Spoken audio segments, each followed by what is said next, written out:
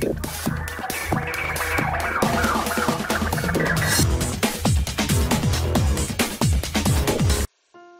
Viewers, বিনোদন জগতের সব খবর নিয়ে আপনাদের সঙ্গে এই মুহূর্তে রয়েছি আমি রিপোর্টার কুলসুম। চিত্রনায়িকা অপু বিশ্বাস কান্না করছেন, আবরাম খান জয় তার চোখের পানি মুছে দিচ্ছেন, কিন্তু কোনোভাবেই মাকে সান্ত্বনা দিয়ে থামাতে পারছে না। আর তখনই সে বাবাকে ভিডিও কলে ফোন দেন। হোয়াটসঅ্যাপে কল দিয়ে শাকিব খানকে সে কেঁদে কেঁদে বলে, পাপা আমার মাম্মা কান্না করছে, তুমি আর বিয়ে করো না। তুমি বিয়ে করলে মাম্মা অনেক কান্না করবে। মাম্মা অনেক কান্না করছে পাপা, তুমি আর বিয়ে করবে না বলো।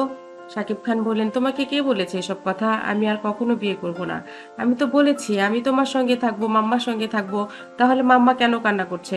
মাম্মার চোখের পানি তুমি মুছে দাও। সুপারস্টার শাকিব খানের কথা শুনে জয় বলছে, মাম্মা তুমি আর কান্না করবে না। পাপা বলেছে তোমার চোখের পানি মুছে দিতে।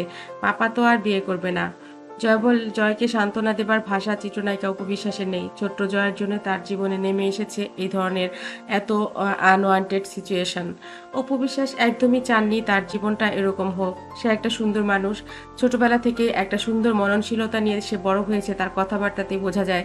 সে একটা ইন্টারভিউতে বলেছিল সে তখন খুবই ছোট, যখন স্কুলে পড়ে কোনো ছেলেকেই তার পছন্দ হতো না। তার একটাই কারণ, তিনি বলেন অনেক সুন্দর সুন্দর ছেলে ছিল আমাদের বগুড়াতে, আমাদের ক্লাসে, কিন্তু আমার কাউকেই পছন্দ হতো না।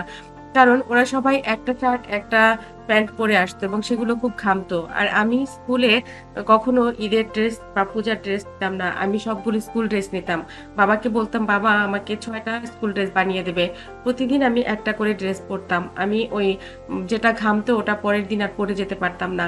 এই ব্যাপারটা আমার ভিতরে একদম ছোটবেলা থেকেই ছিল। আমি খুব কনসাস ছিলাম। এই ব্যাপারগুলো আমার পছন্দ হতো না। একটা মানুষ হবে খুব সুন্দর, খুব গোছানো, যার কোনো ঘাম থাকবে না। এই ব্যাপারটা আমার ভিতরে ছিল। তো আমি যাকে ভালোবেসেছি সেই মানুষটা আসলে আমার জীবনের এক্সেপশনাল ছিল। সাকিব অনেক সুন্দর একটা মানুষ।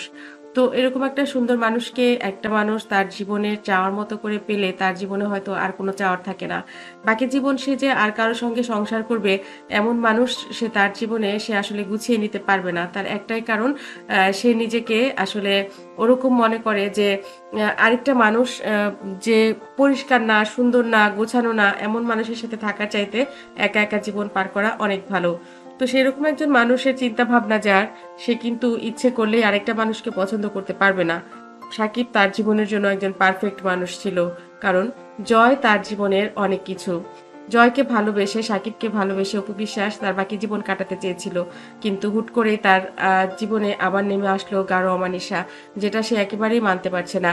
যতই বাইরে থেকে শক্ত দেখাক, ভেতরে মানুষটা কিন্তু একেবারেই নরম। আর তাই তার কান্নাটা হয়তো তার ছোট্ট জয়ের সামনেও সে কেঁদে ফেলেছে, এবং যেটা একদমই জয় পছন্দ করেনি।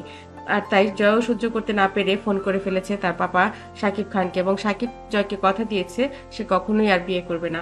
বন্ধুরা, এই ভিডিওটি আপনাদের কাছে কেমন লেগেছে অবশ্যই কমেন্ট করতে ভুলবেন না। আমার চ্যানেলটি যারা ইতিপূর্বে সাবস্ক্রাইব করেছেন তাদেরকে অনেক ধন্যবাদ। যারা এখনো করেননি, সব খবর সবার আগে পেতে সাবস্ক্রাইব করে বেল আইকনে চাপুন।